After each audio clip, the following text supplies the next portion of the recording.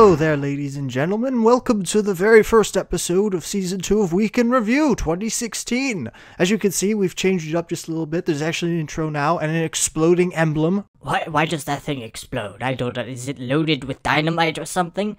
No, I think the Illuminati's behind that. I knew it! Son of a bitch! So before we get into it, I'd just like to point out that there are some new rules associated with Week in Review. I have added 10 new categories, which you guys probably know about by now. And we will do them in random order every week. We'll spin the wheel and do just to keep it fresh and interesting, so that's not the same, roll call of content every single episode. But the thing that's really going to change is that there are 3 tiers. And you can see that in the opening emblem here. You can see that there are bronze, silver, and gold tiers. But the 3rd tier categories have a 4 qualifier limit. So you have the gold medal, and there's no silver or bronze for those categories because it would just take too long. I'm not going to review that many projects every week. So there's only 1 project reviewed from the 3rd tier. And there are 4 qualifiers maximum. So that helps it, remain a little bit more competitive instead of just being a giveaway to everything, because there's no size limits with those smaller categories. So having said that, if you didn't qualify for one of those smaller categories because it wasn't good enough, and you should try harder next time, otherwise you're never going to be on Week in Review. I have a personal vendetta against you. Yes, you, the viewer watching right now. You personally. But that's pretty much how it works. So let's begin. Let's spin the wheel. Yes! Spin that wheel and let's hope it doesn't explode. Because every time it does damage to the room. Things are getting thrown around. We don't want that. Alright, fine, whatever. Spin the wheel, Wilfred.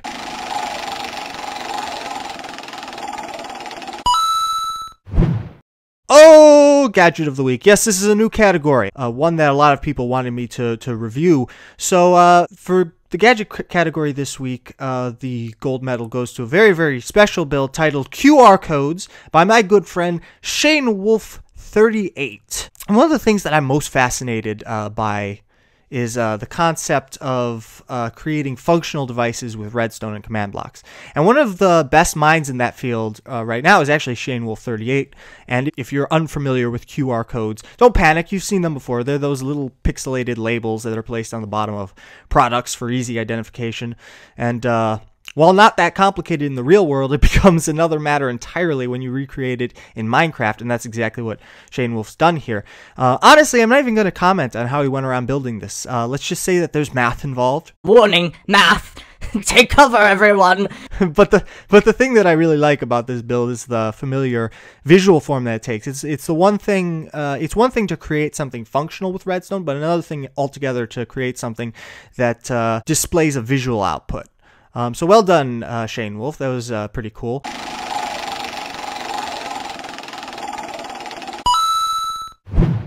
Hub of the Week. The best hub of the week over on PMC is a hub titled Server Spawn Metaverse Network, created by Pixeltastic. Most hubs and server spawns take the form of the all-too-familiar circular lobby with a number of portals on all sides. But every once in a while, someone makes something that challenges the norm. And this spawn breaks from the tradition of radially symmetrical hubs and presents a beautiful scene of organic work and terraforming. And instead of providing a ton of mundane portals, this spawn offers a few meticulously placed and well-decorated gateways. It's a much more personal take on server spawn, and while it probably doesn't meet the needs of a particularly large server, it's perfect for something smaller and more private. Sometimes a smaller scale offers a different experience, and with a lot of hanging lanterns, birds, flowers, and butterflies, this one offers a great experience indeed. So well done, Pixeltastic.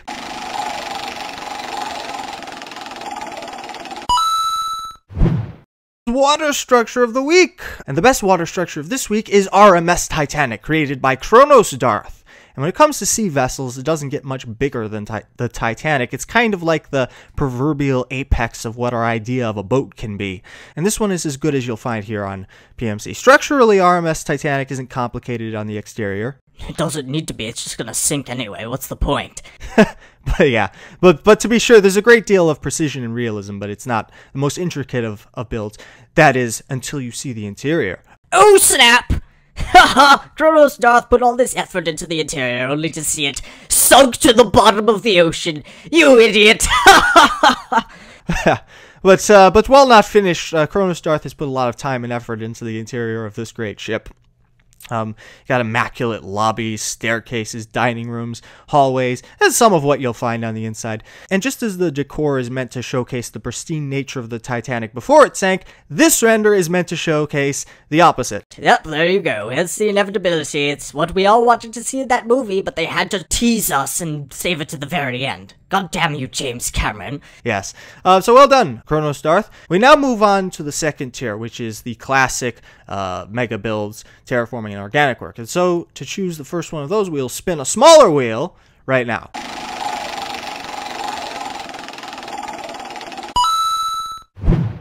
And the first category that we'll be talking about is organic work. Now, as always, there are bronze and silver medals in addition to the gold medal in these bigger categories. And so we will start with Ikebana Composition 1 and 2 by Arcanep. Not sure if you pronounced that first word correctly, but we'll just assume that you did, even though I'm pretty sure you didn't, because you suck. You suck! Yeah, I probably did. Oh, but this is a plant! Yes, in fact, it's two plants. Pardon me, a bit of an important detail to mention. Yes, there are two different potted plants here, and they're quite beautiful. There's actually a really neat couple of gifts that Arcanep provides, which are pretty neat to look at. But this is just a beautifully composed potted plant. I don't know. Yes, potted plants are super interesting. Not. Move on to the next medal. This is boring. The silver medal for organic work is Carry the Impossible by Mr. Batuu. We can review Legend, Mr. Batuu. I don't know what this is. I'm not even going to attempt to just... It's like a burning house in the back of a van. It makes no sense. That's gonna start the van on fire, inevitably, and then it's all going to explode. So, perhaps before they loaded that house into the back, they should have checked to see that it was, in fact, not spontaneously combusting, which they didn't, and it's all going to go horribly awry. Yes, I don't know if there's some metaphor behind all this. I have no idea. Maybe Mr. Batuu has just gone completely insane. We could only speculate at this moment. But it's a great piece of organic work, and so some structural components in the back as well, which is really nice, which speaks to Mr. Batuu's skill at combining different categories together. So well done, Mr. Batuu. That was pretty cool. And now for the gold medal for organic work. The best piece of organic work of the week was CENTAUR Organic by Craftological. Craftological, one of the unsung heroes of Week in Review. Hero. Not fun. You know, he builds things in Minecraft, so now we'll call him a hero. Wow, the definition of hero has definitely been besmirched over the past few years, because if that's honestly heroism, I don't know. Oh, shut up, Wilfred. He's a hero. He's a hero. He saves lives by doing this. No, he doesn't. God damn it. But this is a very good this was a very good week for organic work. But when it comes to organic work, impressive figures are with unique poses always take the cake. And so this is definitely the best organic work of the week. Creating humanoid figures in Minecraft is one of the hardest things you could do, pretty much. And the only thing harder than constructing a human is constructing a human-horse hybrid wielding a spear with butterflies fluttering about aimlessly. That's no small feat. But it's the small details that really elevate this build above its competition. You've got hanging foliage, you've got perfect facial features, anatomical precision, all impressive in and of themselves. But the real kicker here is the pose that Craftological was able to achieve here. The angle of the legs and the curvature of the spine give the figure a sense of profound liveliness. It's as if the centaur has been captured in a single frame, whilst galloping majestically through a field of dreams and wonders. So good job, Craftological. Spin the wheel!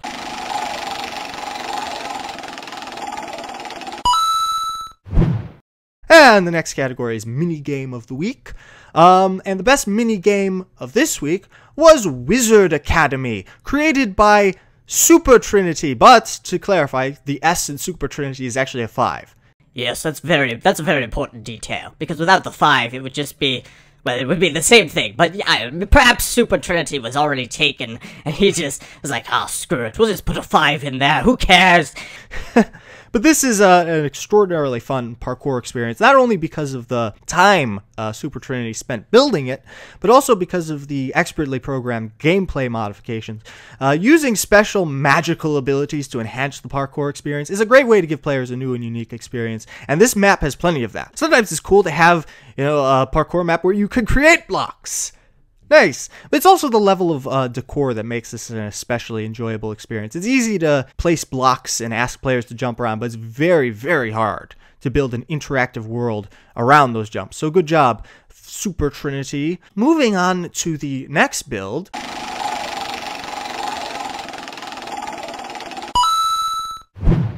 Which is apparently Air Structure of the Week, which goes to a build titled N-HeavyFreighter Novichok Military Series by Barbarian. I guess this is part of a larger series of builds. But this is some sort of interstellar play on the concept of a cargo ship. Instead of carrying containers across an ocean, however, this appears to carry containers across the galaxy. Across the sands of time, into the center of the universe, into the black hole. And what's in the black hole, you might ask?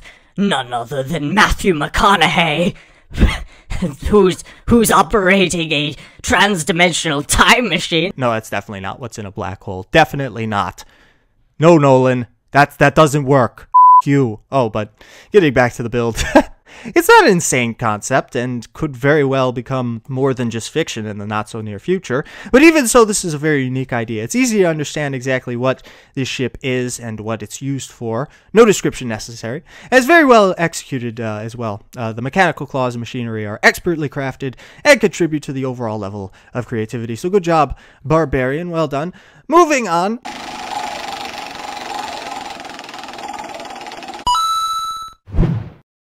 And it's Mega Build of the Week. And there were some cool Mega Builds this week. We'll start with the second runner-up, the Bronze Medal, which goes to a build titled Berlin Reichstag by Freaky Potato. I trust that I pronounced that correctly because I have some German blood in me. But this is a sort of just like a, I don't know if you could call it a town hall, perhaps a place where diplomats would meet to, I don't know, conduct diplomatic shit that I don't really care about. No one cares about that, except for the diplomats. Not even they care about it. They live shallow, pointless lives. I feel sorry for them. I know this has got a great dome and some fluttering flags on top of it. It's got good roofing. It's an overall good structure. So good job, Freaky Potato. Moving on to the first runner-up for Mega Builds, which goes to a build titled Busch Stadium by XMC Nugs. I don't know. I don't know how this Nugs. What's Nugs mean? Nuggets? Chicken nuggets. What else could it possibly mean? Yeah, I don't get the significance. This is a baseball stadium. And while I hate the sport of baseball, why? Because it's a sport where nothing ever happens. People just sitting around in a field. That's gotta be the most boring job in the world, to be an outfielder. You just stand there hoping somebody's gonna hit the ball. I mean, hoping that somebody's gonna hit it. There are literally innings where nobody hits a ball. Ridiculous. Dumb sport. This is a really, really well done baseball stadium, if I've ever seen one. I love that the diagonal structures that XMC Nugs make. I'm just going to call him Nugs. I'm going to call him Nuggets. Nuggets! All right. Good job, Nuggets. You can see that the scoreboard and a lot of the other stuff in the front are built on diagonals, which, as I've said many times, that's difficult to do. So that really caught my eye. Good job, good job, Nuggets. Which brings us to the gold medal for Mega Builds, which goes to a map titled Baroque Museum of Horoze by Luapi. This is a textbook Mega Build, and there's no terraforming and no organic work. It's just a massive piece of architecture facilitated by a myriad of impressively epic renders. And it's got an array of uniquely shaped panels, windows, domes, rows of curving stuff, and it's just the definition of large-scale, high-quality Minecraft goodness. And when the intricacies of the stonework kind of light up after the after effects are applied, this becomes even more opulent. Color, detail, symmetry, composition. This just fires on all cylinders. So well done, Luapi. Let's spin the wheel again!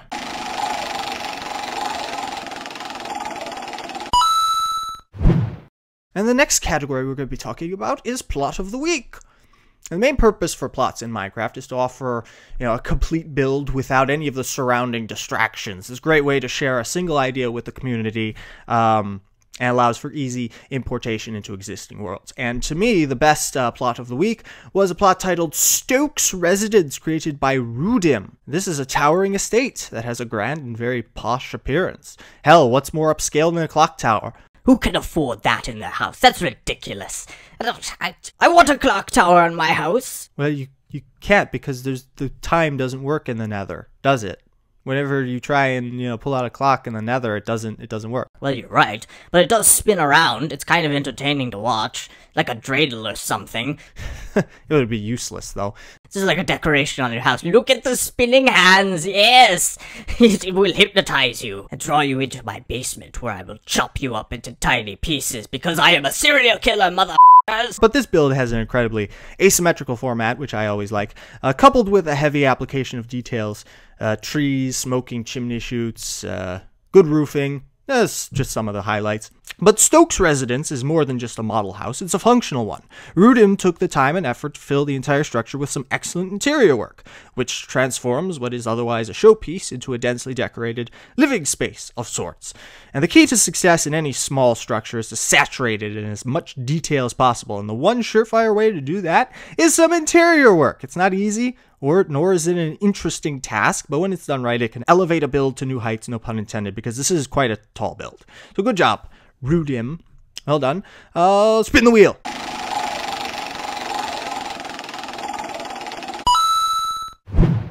The wheel has spoken. Yes, Decor of the week is the next category. Yes, this is one of my favorite categories, because it breaks from the norm of most of the stuff that you see on PMC. Interior work isn't exactly the most popular thing right now, but it does take a lot of work and effort to do. This week, there was no greater example of this than George F. Barber No. 2, a suburban house built by Meefcraft. The best way to enhance interior work is by using an HD texture pack, which creates a more sleek and professional-looking living space, and Meefcraft does just that and a lot more. This interior strikes a balance between clutter and neatness, which leaves us with a very professional set of rooms. Be it the lighting fixtures, the luxurious table sets, the peaceful home office, or the dimly lit hallways, every facet of George F. Barber No. 2 is executed with a high level of quality and precision. It's always helpful to showcase these motifs and techniques to less experienced builders who are unfamiliar with the myriad of ways that you can go about decorating an interior space. Many of the styles and material combinations used in these types of builds have been shared and passed down amongst the Minecraft community, Minecraft experts in the Minecraft community for years. But at the end of the day, shared or inspired, this build has a style all its own. So well done, Meefcraft.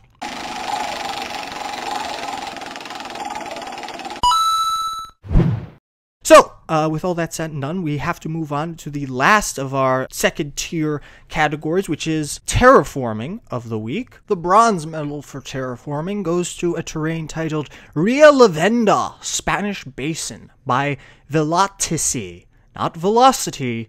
Just imagine velocity spelled horrifyingly wrong. Most of Velocity's terrains have a common motif that I think is kind of his up-and-coming personal style. These rocky patches that you can kind of see almost like, if you want to imagine them, like a rash breaking out on the plains. The plains have syphilis.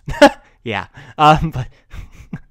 or shingles. Yes, the plains have. They should have gotten vaccinated. They should have listened to Terry Bradshaw. He warned them, and they ignored him. Sons of bitches. But no, I think it's a really neat little style of terraforming. I don't really see it very often. He kind of uses different materials, usually stone and andesite and some of those other new rocky materials, and it looks really cool. I think that this could develop into something really, really cool in the near future. So keep up the good work, Velocity. The silver medal for terraforming goes to a terrain titled Plateaux of Grelvses. And I pronounced that name wrong. Oh, definitely. There's no question there. Yeah, by Barbarian. Oh, Barbarian gets two medals in 1 week. Congratulations, Barbarian. He's probably in first place, I would imagine. Yes, well, we'll have to wait until the end of the video to find out about that. But this is just a mountain range. Actually, just tons of cliffs. It's basically non-stop cliffs. They're all over the place. And when it comes to cliffs, I think the key is developing that colored texture on the sides, and Barbarian does a great job with that here. It looks really, really cool. And I think there's also some caverns, maybe some ravines. Yeah, there are some ravines. Interesting. Some glowstone cleverly placed here and there to make it look a little bit more well-defined and textured.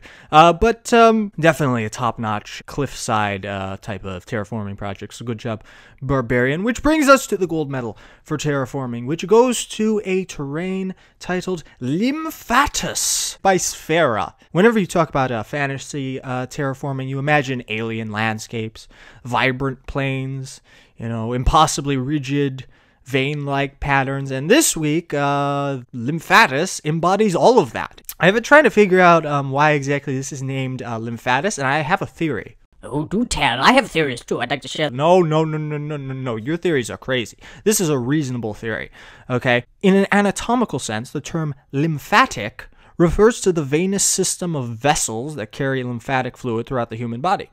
And while I'm only speculating that this is the term Lymphatus was based on, you have to admit the resemblance is undeniable. Yeah, it does look like that. I think you've got a point there. And it is these venous arrays of ridges and peaks that make up the entirety of Lymphatus. It's a never-ending matrix of texture, shadow, and pools of lava. Have to have the lava, otherwise where would you throw your garbage? I don't know, where do you throw your garbage? Well, just onto the street, That's a crime. No, it isn't. Not in the nether. You have lava in the nether. Yes, but we threw all our garbage in there and it kind of just solidified. Now it's just like magmic black sludge. It doesn't burn, it's just kind of, and it smells awful. Well, maybe you shouldn't have done that. Well, thank you, Captain Hindsight. Go f*** yourself.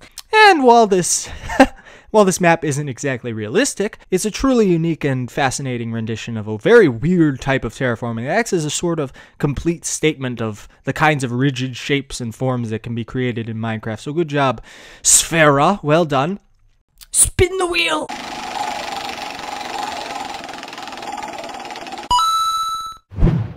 And now we'll move on to land structure of the week, which is basically the same thing as the mega build category, except smaller scale. And the best land structure of the week is Crafting Buildings Pack, created by horoze.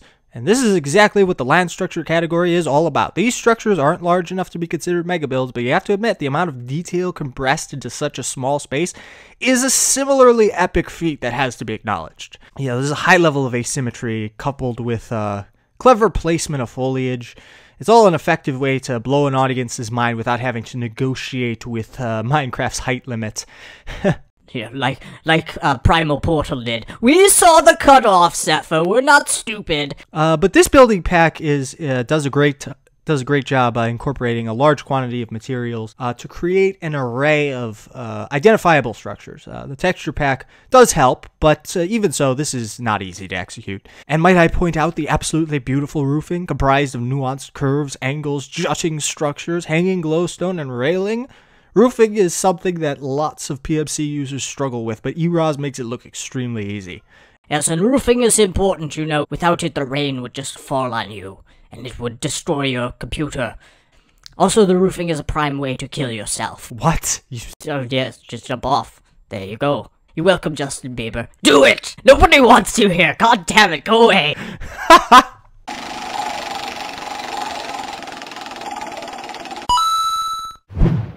Which brings us to the last third tier category of the week, which is the coaster category. And this is the category that was suggested by you, the community, and I am now obligated to bring you the roller coaster category every week for the remainder of my life. So 60 years, give or take. I don't know. I'll have to consult my local medium to give me some statistics on that. But the best coaster of this week was Baron 1898. B&M Dive Coaster, created by Davey TJE21. Most coasters on PMC are, well, No offense, but they're pretty lackluster and miss the mark when it comes to style and structural reinforcements. To clarify, coasters featured on Week in Review are expected to not only look and function like a roller coaster, but also to look amazing, just like every other category. And as you can see by these images, Davey TJE21 does a great job doing all of that. This coaster is built among a large complex that takes the rider through a dark and slightly unnerving journey. It's a cleverly decorated and masterfully orchestrated ride that evokes emotion and is a lot of fun. And this level of quality is rarely seen when it comes to coasters, but hopefully work like this will give other builders some ideas and inspiration in the months to come, because I love to review some stuff of this quality, but I'm starting to worry because this was literally the only thing that qualified for the coaster category this week. Are you serious? Yeah, it was the only thing. Which is worrying because it is entirely possible that there will come weeks when I don't have any coasters to show you because there weren't any uploaded. It's not my fault. Yes, that's it for the coaster category, which brings us to the final category, the first tier category, the Map of the Week. The bronze medal for Map of the Week goes to a map titled Secret Government Weapons Facility. I knew it! I knew the government was hiding weapons of mass destruction in Nevada. No, they're really not. Yes, they are. This is proof. Let it be known. Let it go down in history forevermore. Yeah, well. This is made by Wasteful Bean. What kind of weapons are stored here? I would assume sarin and also nuclear bombs. Bombs of a nuclear variety. Yeah. It's just overall great environment. It's full of nuances and interesting things. So feel free to explore it if you so choose. Well done, Wasteful Bean. The next medal, the silver medal for maps, goes to a map titled Starkiller Planet, New Order Superweapon by Irvinock235. Yes, Irvinock, Week in Review veteran extraordinaire. I believe that this is only one hemisphere of the planet. I don't think it's the whole planet. Who do you think the laser is being shot at? Well, I would have to assume that if Supreme Leader Snoke is a Bengals fan, and why wouldn't he be? Yes, why wouldn't he? I mean, it makes sense. Yeah, if he's a Bengals fan, I would assume that the laser is being pointed at Adam Jones for being an idiot. Refs did a horrible job. You got Jerry Porter in the middle of the field talking shit to everybody, and then when somebody say something to him, he don't even supposed to be on the field. Yes, nobody cares. Bye-bye. See you next season.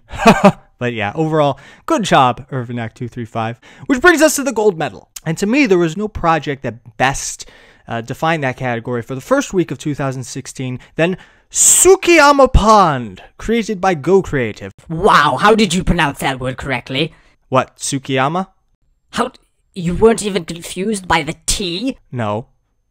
That doesn't make any sense. You what? Yeah, I can say anything that's Japanese with ease. Oh, Tsukiyama-san. That was funny. A bit racist, though. Yeah. But Tsukiyama Pond is the grand realization of a highly detailed patch of swampland inhabited by a giant fish, a frog, and a steampunk heron, flanked with a lively ecosystem comprised of a plethora of organic and mechanical elements. The most brilliant part of this map is the integration of organic and mechanical stuff. The terrain, amphibians, fish, the grass are all made with purely organic methods, while the bridge, birds, cattails, and lily pads all have steampunk elements. You can see that there's some built-in turbines in the lily pads. This creates an interesting divide between the two groups of entities, which could be interpreted as the physical manifestation of conflict, or perhaps even the relationship between predator and prey, which is something that is further built upon in the project description. You should read it. If you don't read it, then you are a communist, and you will be excommunicated from America. America! But regardless of the metaphorical intention of this project, it goes without saying that this is a remarkably vibrant and thematic map. The spear-wielding frog sitting atop the saddled fish, along with the billowing smoke emanating from the cattails, is all truly inspired and creative touches that bring this map to life. So great work, Go Creative, well done. That's it! Thank you very much for joining us. We will see you again next week when we will bring you more crap. Please enjoy your list of qualifiers. See you guys later. 5, 4, 3.